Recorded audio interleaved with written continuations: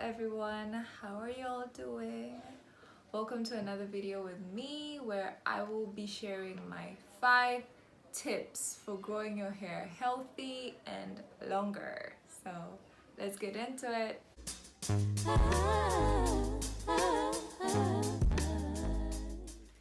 I have them noted down right here in my notebook because I didn't want to skip anything important, and I thought I would skip it if I tried to get them out of my head. So here we go with the 5 tips, my 5 tips for growing your hair longer and healthy. Tip number 1, set a hair routine that is best fit for your hair type. Everything about hair maintenance goes into your hair routine. So set a hair routine that is best fit for your hair type. You have to know when, after how many weeks you're supposed to wash your hair. According to your hair, you would know best when your hair is dirty, so when you should wash your hair. You would know how you should style your hair, like what styles make your hair shed more and what styles make your hair grow, what styles make your hair matted and tangled and what styles don't. You should know that. So when you're setting a hair routine, and of course you're going to know these things with time. With time, you will understand your hair. You will come to learn about all these things that I'm talking about. You can't know this at once. You get to know these things in time. So after knowing these things, after knowing your hair type, your hair porosity, how your hair reacts after wash day, how tangled it is. For example, for me, immediately after wash day, I have to put my hair in some sort of style, even if it means just big twists. I will just do that, but I can't leave my hair out. Wash and goes are not for me. So this is what I mean by know your hair routine and set a hair routine that is best fit for your hair type. Tip number 2, low manipulation. I put this on number 2 because I feel like it goes with number 1. Low manipulation on your hair. Do not manipulate your hair. Do not be combing it every single day. You're supposed to be careful with your hair. Do not manipulate your hair.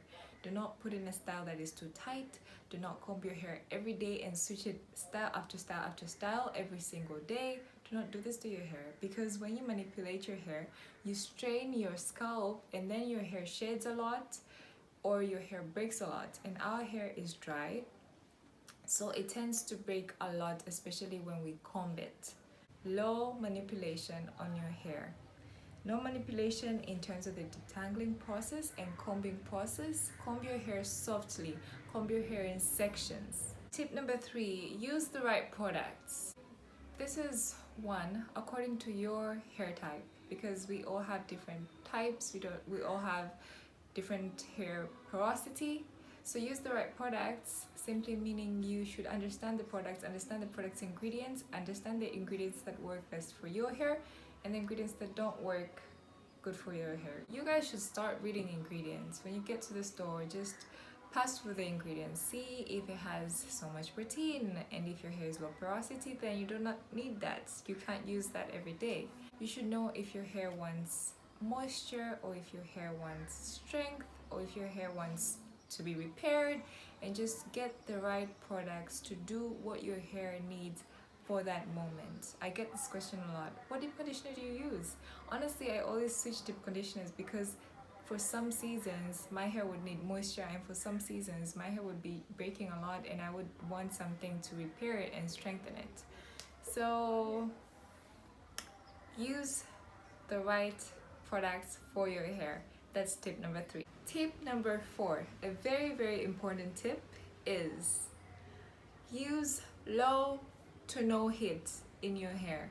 Heat tends to weaken your hair strands, which will mean more breakage to your hair and more shading for your hair, and that will really result to damaged hair. So your hair might be long, but it will be damaged. So you can't have healthy and long hair if you're putting heat all the time. And also, one thing that I've noticed, in the process of putting heat, you will blow dry your hair and then you would straighten it, but the blow drying process is so stressing to your hair. Most of the time your hair breaks so much at that process. So let's say you blow dry every month, yeah, or every after 2 weeks. It would be so stressing for your hair. Your hair will be breaking every time on every wash. It will be hard for you to retain length and harder for you to see your hair healthy and long. So my fourth tip is use low to no heat at all on your hair. That brings us to tip number 5. Trim your hair. I know you guys are gonna hate me. People do not like to hear me say this, but you have to trim your hair. You have to trim your hair. When I started my hair journey, I transitioned. So my hair was absolutely, completely 100% damaged from the root to the tip. The whole strand was damaged. And I couldn't cut my hair because I couldn't cut my hair. So what I decided was I was going to trim my hair I decided to trim my hair every after 3 months, and I would trim 2 inches, because I wanted the dead hair to be gone. I really wanted it gone. My hair was so dead, it was lifeless. I'll probably insert a picture if I can. So I had to be trimming my hair every after 3 months to just make sure that my hair does grow and I'm not bald, but at the same time I wanted the dead ends gone. The ends of our hair are the oldest part of our hair, so as time goes we have to be trimming these ends, because the ends is where the knots will be, and it is where the split ends will be. Therefore, if we don't cut these ends, the split end will tend to like go throughout the hair shaft to even the part of the hair that is healthy and strong, and make the whole hair appear or seem to be weak. So for this reason, you will find that your hair is always thinning out and always breaking off, but maybe it's simply because you never trim your hair. So my 5th tip is to trim your hair.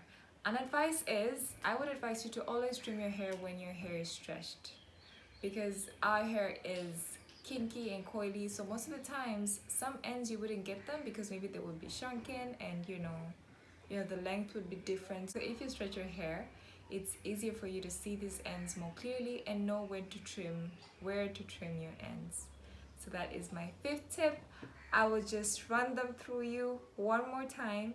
Tip number 1, set a hair routine that is best fit for your hair type.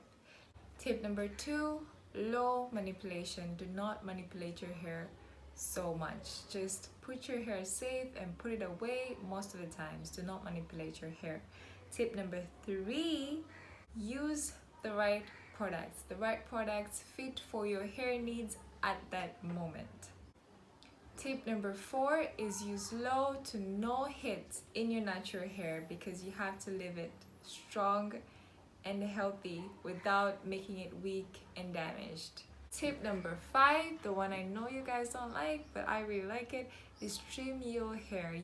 You will see how your hair transforms if you try to put these tips in your hair journey.